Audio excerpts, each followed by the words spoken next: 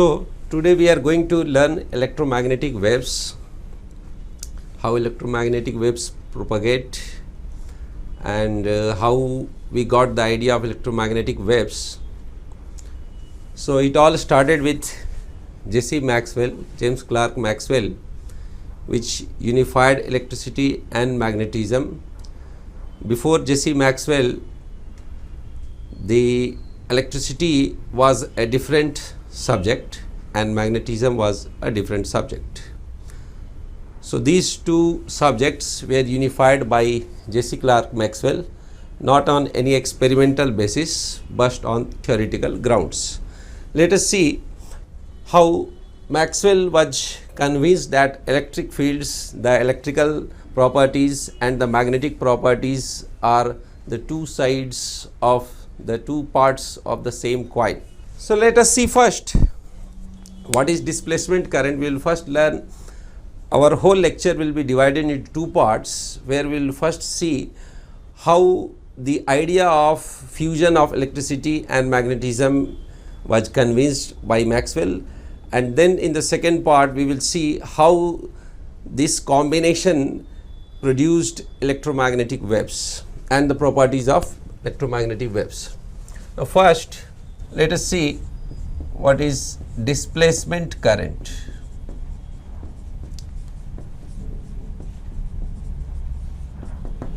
Displacement current.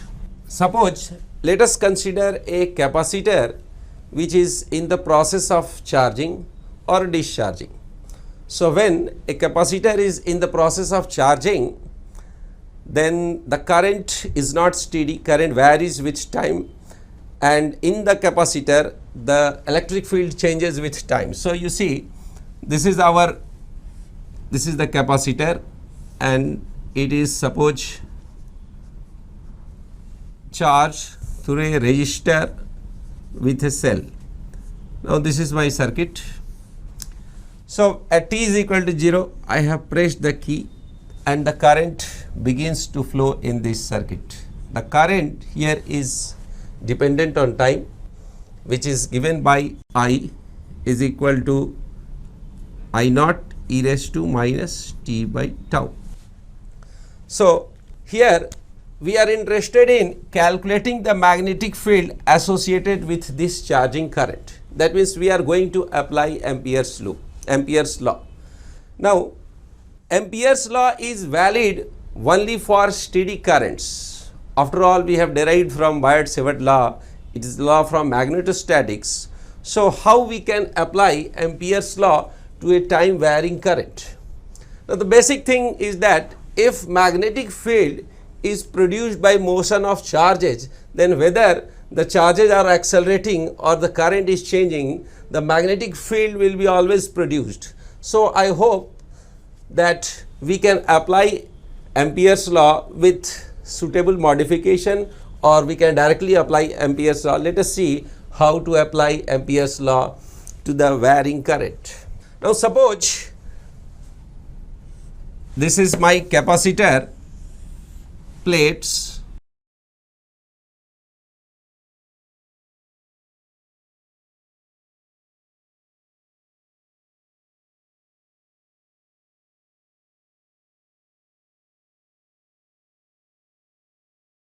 these are my capacitor plates. I have enlarged this, I have given positive charge, this here negative charged, and the field is like this.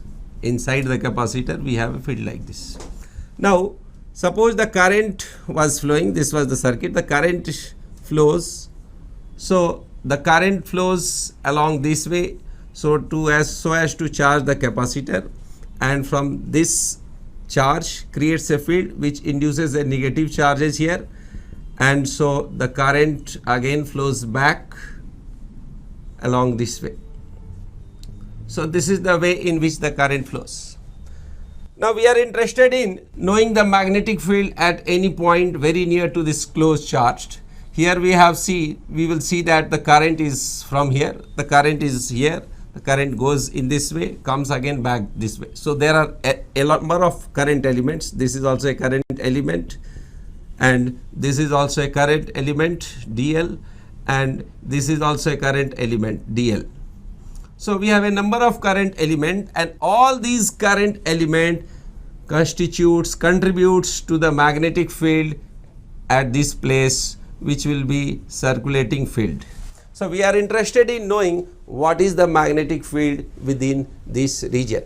So now this is my capacitor.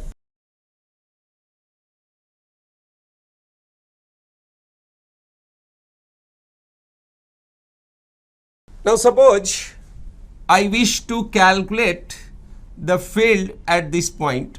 So I just imagine a Amperian loop, I call it C. Now this Amperian loop, suppose this is the surface whose outer boundary is this loop, I call this surface as S. So in order to know what is the, suppose the current is in this direction, so magnetic field will be like this, circulating fields will be there. Now how can I do it? So you see, if I apply B dot dl, that is Ampere's law, is mu naught I enclosed. This is the Ampere's law, where I enclosed is the current enclosed by this Amperian surface. Now this surface is S, and here suppose the current is I, then this B dot dl, Ampere's law, comes mu naught I. So for this surface. Now let us take another surface and see how Ampere's law gives, what Ampere's law gives the result. Suppose I take this surface. This is my curved surface C, and I have selected my element like this surface. This is my curved surface. Now again we see that the current I crosses the boundary of this surface, and so again if I apply B dot dl, then it gives mu naught I. So this surface, let it be S1. That means if I consider S surface, then I got my B dot dl along this curve to be mu naught I. When I have taken this surface S1, B dot dl, I got mu naught I. So whatever surface we take this side, we are getting it to be correct. Now let us see that what will happen if I take my surface this way. So if I take my surface this way, then this is my curve C, and now I have taken my surface like this. So when I have taken my surface like this, you see in along this surface, you see this is my surface, and there is no conduction current, and I can write B dot dl is equal to mu naught I enclosed as 0, so it gives 0. So here there is no conduction current crossing the boundary of this surface, so we get B dot dl is equal to 0.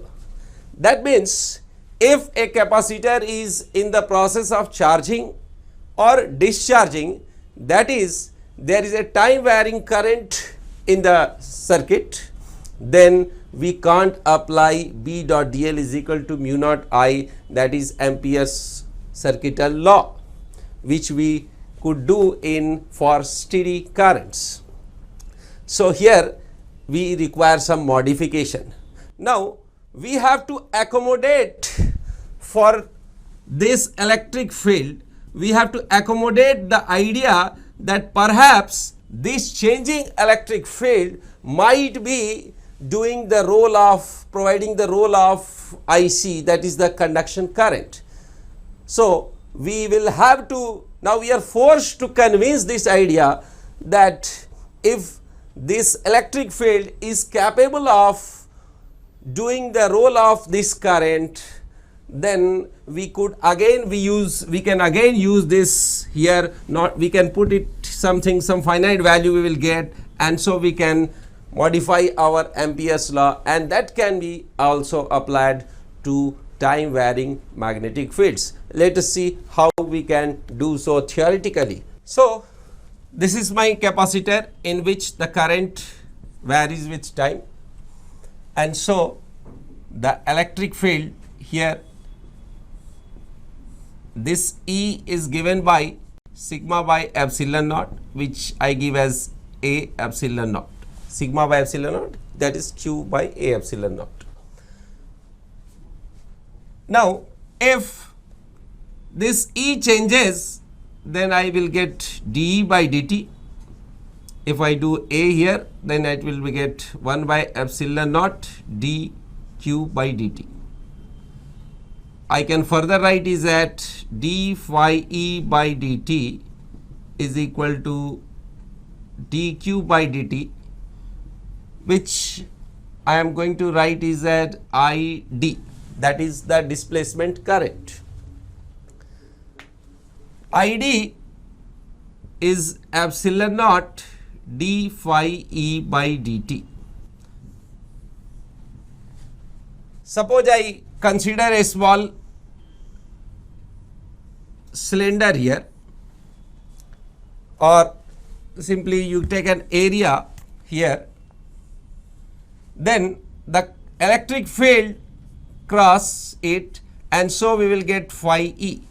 So I will say that the total current crossing this surface will be equal to epsilon naught d phi E by dt. That is, now I can accommodate with this changing electric field, we can associate a current ID. That means now we can say that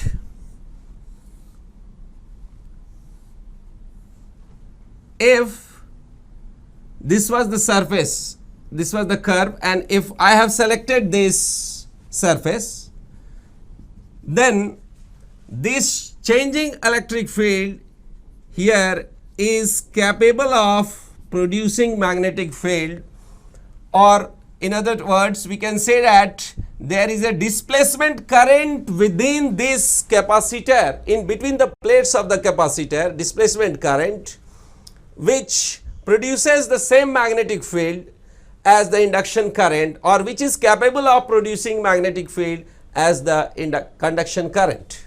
So now I will use B dot dl. If I have to use B dot dl now on this surface S, then I will write that mu naught epsilon naught, this mu naught ID, that is the displacement current. Here displacement current is there, that is mu naught epsilon naught d phi E by dt. This is what displacement current is. So displacement current is that fictitious current. In fact, in between the plates there is no current. In between the plates there is no current. So the role of current is played by this changing electric field. We call this displacement current as that fictitious current which produces the same magnetic field, the same type of magnetic field which a conduction current do. So this is a fictitious current. So we can write that it is that current, it is that fictitious current, it is that fictitious current which produces the same magnetic field, which produces same magnetic field which a conduction current can do. Sorry, don't call it which, of course conduction current, which a changing electric field can produce. So it is that fictitious current which produces the same magnetic field which a changing electric field can produce. So we can write this ID as epsilon naught times d phi E by dt. So with this modification we will write B dot dl as mu naught IC plus mu naught times ID, that is further mu naught IC plus mu naught times epsilon naught d phi E by dt. So this is your modified form of Ampere's law that is applicable to time varying electric currents. In some regions, you see, if I take this side surface, I will apply B dot dl is equal to mu naught times IC. If I take this side, then I will apply B dot dl is equal to mu naught IC plus mu naught epsilon naught d phi E by dt. Here also mu naught epsilon naught d phi E by dt. Now for this surface, S1 surface, this quantity will be 0 and only this is applicable. For S2 surface, this quantity is applicable and this will not be there. We may have case where both this conduction current and displacement current both will be there, and so in that case we have to take the contribution of both these currents. Now let us see how this displacement current produces magnetic field inside the charging capacitor or a discharging capacitor.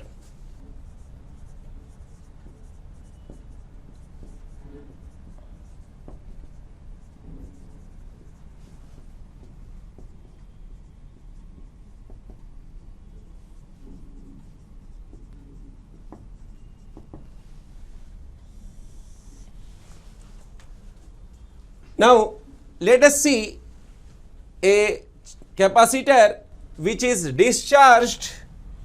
This is my capacitor which is initially charged to a voltage V. So CV minus CV, and I am discharging it through a resistor R at, this is the initial situation, at t is equal to 0. I have pressed the key and the current begins to flow. The current and the charge as a function of time will be given by charge will be CV e raised to minus t by CR, and the current I as a function of time will be given by V by R e raised to minus t by CR. This is how the charge and current will vary with time for this capacitor. Now let us see what is the magnetic field at this point. Magnetic field at this point. Let us enlarge the diagram. We will concentrate only on the capacitor in between the plates of the capacitor. So this is my capacitor plates, and for easy calculation, let us assume that this is a parallel plate capacitor with circular plates, and this is the symmetric axis, and we are interested in knowing the magnetic field at a point P which is at a distance r from here. So this is, the current will be flowing this way, and so you see, let us take now an Amperian loop in this, a circular Amperian loop. Now the electric field will be crossing this Amperian loop, there will be electrical flux, and so we will have a current, displacement current. So here I is equal to V by R e raised to minus t by tau, that is CR. So we will applying Ampere's law, Ampere Maxwell law. Let us call now this modified Ampere's law as Ampere Maxwell law, that is B dot dl is equal to mu naught I conduction plus mu naught I displacement. Now within this surface there is no conduction current, so this quantity is 0.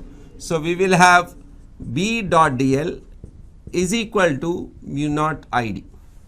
Now since due to symmetricity B is constant, B is same everywhere, and this is 2 pi r, this is mu naught epsilon naught d by dt of electrical flux through it. What is electrical flux through it?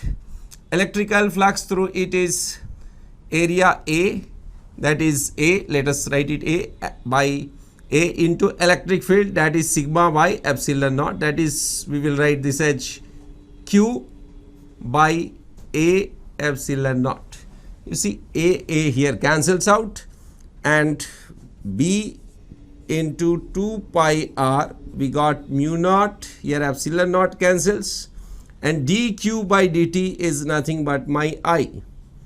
This gives us expression mu naught by 2 pi r I. I is again V by R e raised to minus T by CR.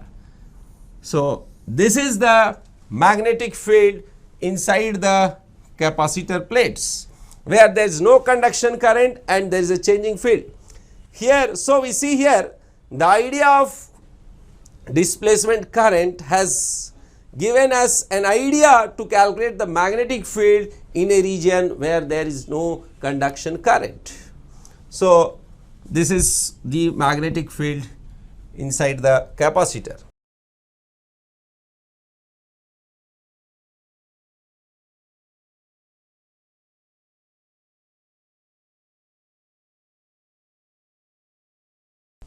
So Maxwell carried out the Gadenkan experiment, the thought experiment of the charging capacitor, and he concluded that with a slight modification in Ampere's law, which we will call as Ampere-Maxwell law, we could combine electricity and the magnetism, and thus we brought symmetricity into the picture. Maxwell was able to formulate mathematically Faraday's law, where Faraday's law predicted the changing magnetic field can produce electricity, and this was completed. The symmetricity was introduced by the idea that a changing electric field can also produce magnetic field. So thus, with Maxwell's idea, the electromagnetic theory came into existence. Let us see how.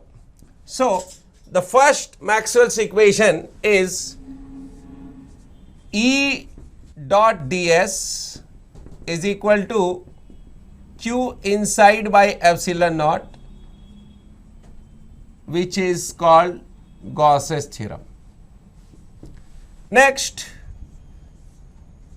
B dot ds, that is equal to 0, which is Gauss theorem in magnetism.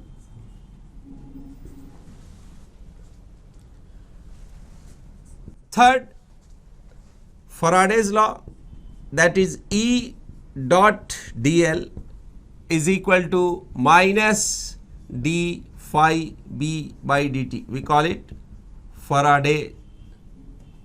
Faraday's law of electromagnetic induction.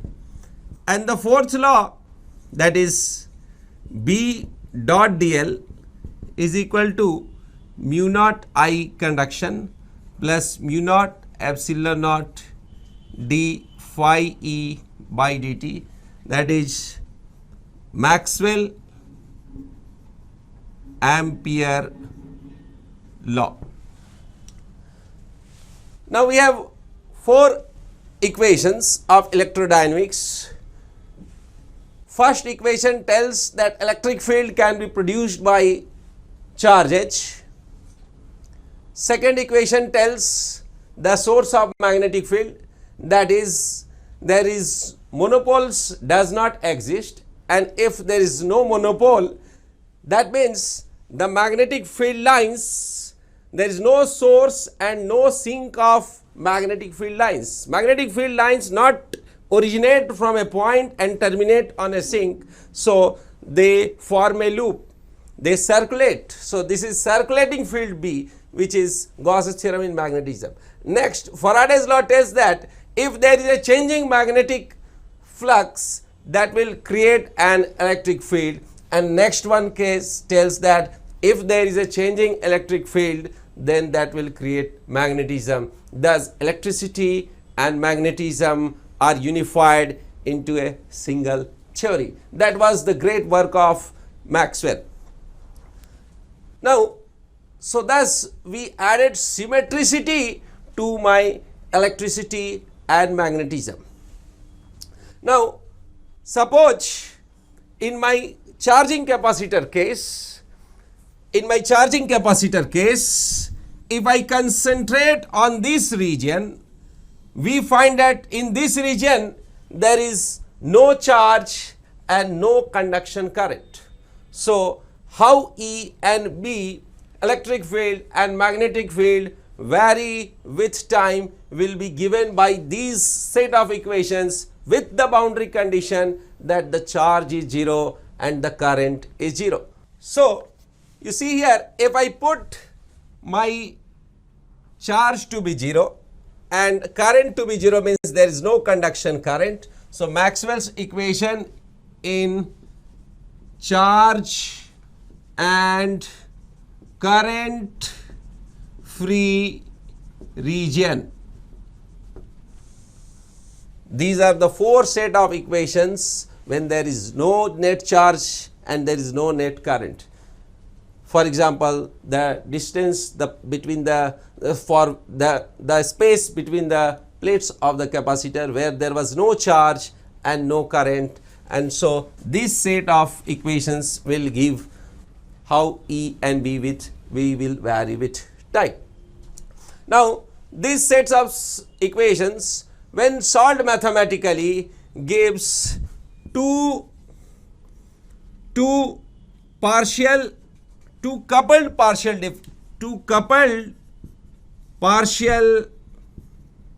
differential equations of first order,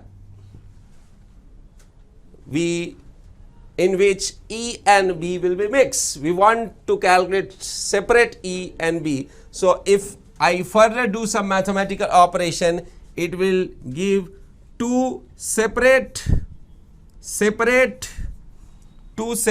partial differential equation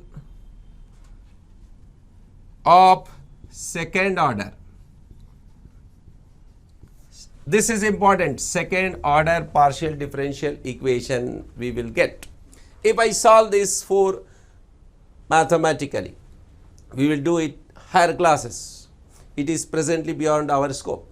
Now, let us recall the partial differential equation of second order. This equation we got when we were writing the differential equation of a plane progressive wave. I am here writing. So, this was dou 2 y by dou t square is equal to v square dou 2 y by dou x square. This was the wave equation for a travelling wave or a plane progressive sound wave. Similarly, here also we will get two similar equations, one for E and one for B. That is, the result of these four equations is a self-sustaining electromagnetic wave. So, Maxwell unified electricity and magnetism, and the byproduct of this cosmic alliance is electromagnetic wave, a self-sustaining electromagnetic wave which does not require any medium to propagate. Let us see how we get. So, you see, the result of these four equations is electromagnetic wave. That is, we see that E, let us draw it first. Let me draw it first.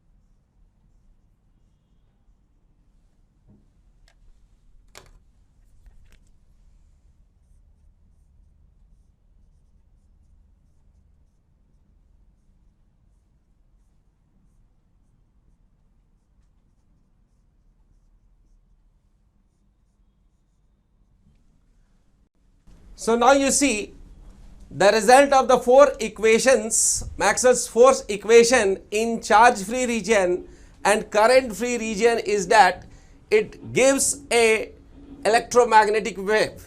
You see here, this is, suppose I call it X, this is Y and this is Z.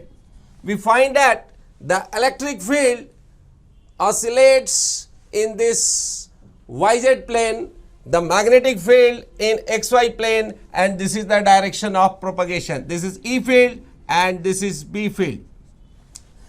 E field here, E field is given by E is along the Z direction and E naught the maximum amplitude sine omega t minus ky, and B is along X in the here, so B naught sine omega t minus ky. Thus, the two fields are coupled with each other, and this E produces this B in turn produces E. They are in phase and thus they don't require any medium to propagate. The velocity of sound, this E naught and B naught is also related, as E naught as B naught is equal to E naught by C. Not only this, any time the magnetic field, anytime instantaneous B is related with E by C. B is equal to E by C. Now the wave velocity is denoted by C, that is given by omega by V, omega by K, that is given by root over mu naught times epsilon naught. This is the velocity of electromagnetic wave in free space.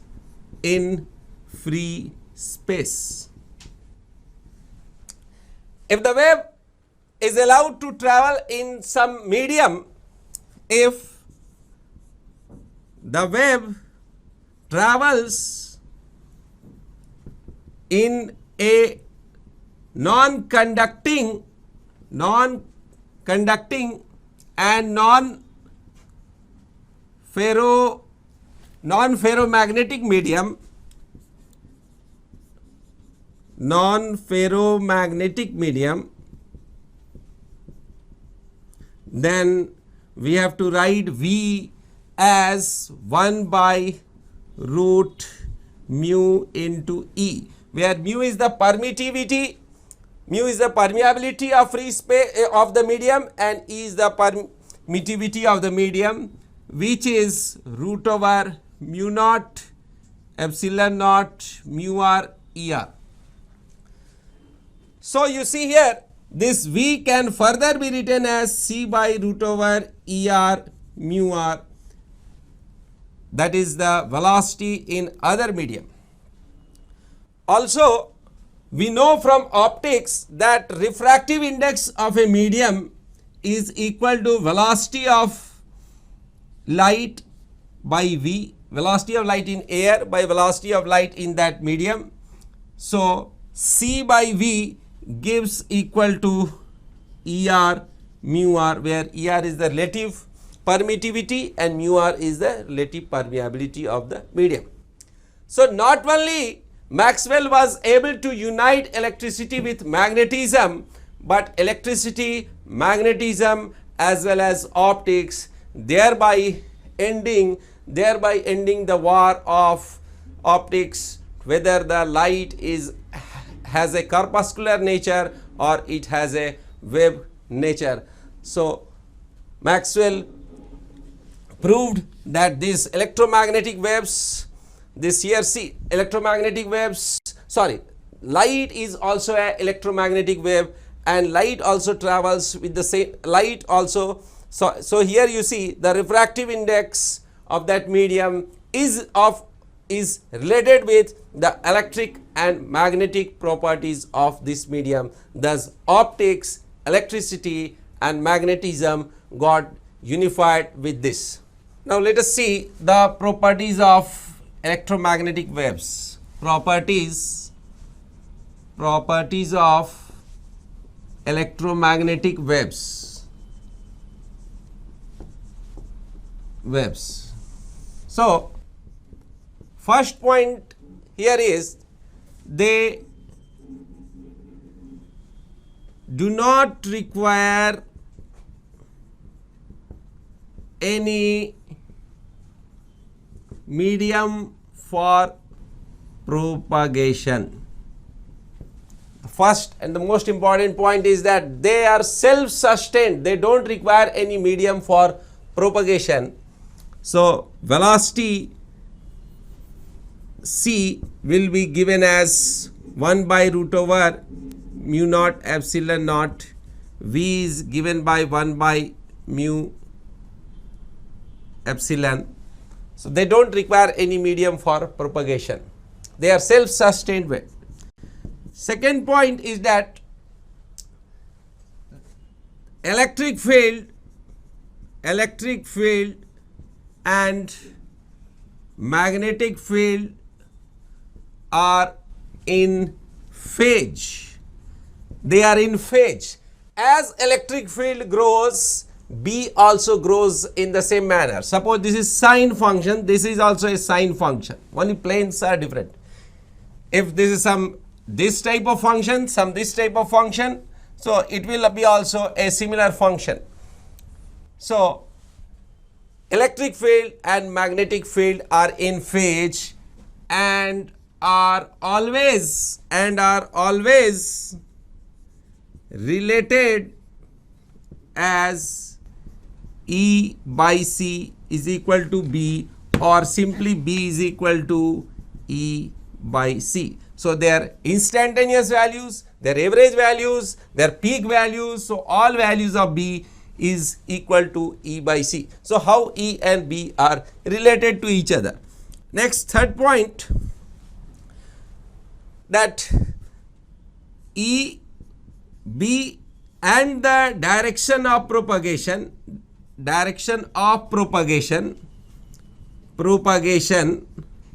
forms an orthogonal system. That is, suppose I have a vector E, this is the velocity in this direction, then B will be like this. So they form a right-handed system, E and B, E, B and the direction of propagation forms an orthogonal system which is right-handed. That is, E, B and V are mutually perpendicular. These are the properties of electromagnetic waves. Now let us learn how this electromagnetic waves is capable of transporting energy and momentum. So that is the energy transport by electromagnetic waves, the intensity of electromagnetic waves.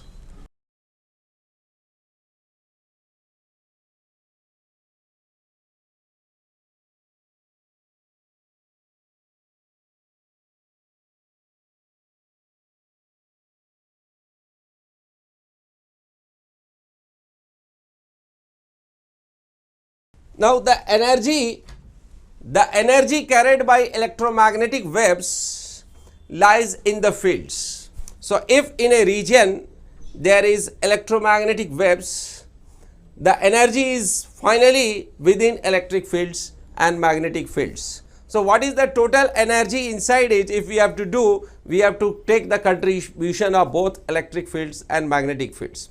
For example, suppose in a glass jar we cook or we make pickles, we keep pickles in a glass jar, and that glass jar is put in the sun. So all the radiation, all the energy of sun is trapped inside that glass jar. That is something called greenhouse effect. So suppose we are interested to know what is the energy trapped inside it, then we have to multiply that energy density of the electromagnetic waves with the volume of the jar. That is what we are going to do now. So, energy density is the total energy per unit volume that comes from the contribution of the electric field and the magnetic field.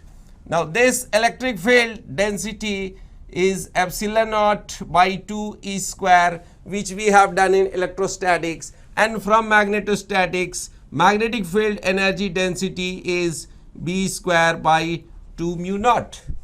Here E is given by E naught sine omega t minus kx something, and B is given as B naught sine omega t minus kx, where and B naught is equal to E naught by C. This is how B and E is related. Now, here since E is a sinusoidal function and B is also a sinusoidal function, so we have to take their RMS value. So, this is E naught by 2 E RMS whole square plus we will take 1 by 2 mu naught. B can be written as E RMS whole square by again by C square, which I will write as mu naught times epsilon naught. You see this mu naught cancels out. So, U is equal to epsilon naught times E RMS whole square plus epsilon naught by T E RMS whole square. So, here we see that the total energy associated with the wave comes from electrical part and magnetic part, and there is an equal contribution from both sides. Thus the total energy associated with the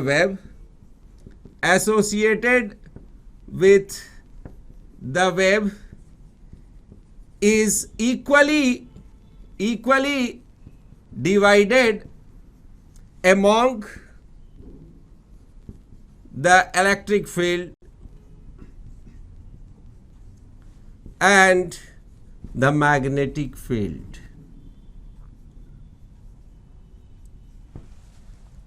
The total energy being epsilon naught E RMS whole square. This is the energy density, total energy density epsilon naught E RMS whole square, which is equally distributed between this.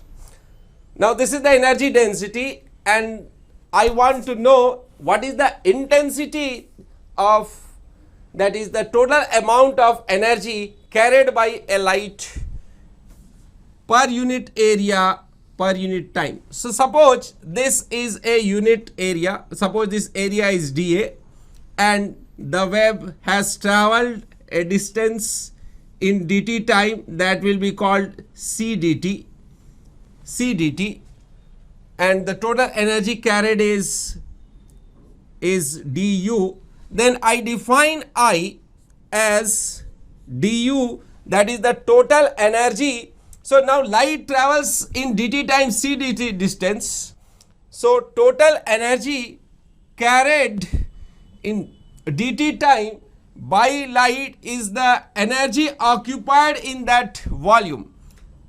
That is, intensity is, the total intensity is the amount of energy, that is energy density U into volume. Let us call that volume be dV, that is U into, what is dV here? So, dV is dA into C dt, dA into C dt. So, we see here we got U is equal to epsilon naught E RMS whole square. Let us call it 1. Now, we have to calculate intensity. Now, intensity of a wave is defined by the amount of amount of energy crossing per unit area per unit time. So suppose this is dA area, the wave passes through this area and in dt time it reaches c dt distance. So I intensity is the amount of energy dE crossing per unit area per unit time. What is the amount of energy inside crossing is, what is the energy density U into the volume? Volume is dA into C dt. This is the volume. This is the volume. Volume into energy density is the total dE energy, dA into dt. This is dA area. So dA cancel. So we have I is equal to U into C. Let us write is intensity of light is equal to U, that is energy density into wave velocity. Intensity of light becomes energy density, that is epsilon naught, wave velocity is C, that is E RMS whole square. This is the intensity of electromagnetic waves in terms of E field. If you want to express in terms of B field, then again I have to use the expression E by C is equal to B. So it will be B square RMS by C square. So this is how the energy is carried by electromagnetic waves. Let us calculate that if we are standing in front of a incandescent bulb at some distance r, what is the magnitude of electric field at a certain distance from the bulb? Let us see it. So here you see I have taken a bulb. This is a point source of light, and let us assume that it radiates P amount of energy per unit time. So this is P is the, suppose our normal incandescent household bulb has 100 watt. So we will use P as 100 watts. Now I am interested in knowing what is the field E or B at this point at a distance r. So what we will do, we will just imagine a surface, spherical surface with this source, point source as the bulb as the point source. So the energy crossing this spherical boundary, the intensity will be given by P by 4 pi r square. Now I formula, the formula for the intensity of light is given as epsilon naught C E RMS whole square. We have derived it. So here I will be equal to P by 4 pi r square, that is epsilon naught C E RMS whole square. So E RMS at that point will be root over P by 4 pi epsilon naught r square C. So this is the RMS value of the electric field. If we want E naught maximum value, so E naught is root 2 times E RMS. So we can also calculate E naught, that is the peak value of the electric field, and or RMS value of the magnetic field, electric field, or we can also calculate B RMS as E RMS by C. Using this formula we can also calculate B RMS.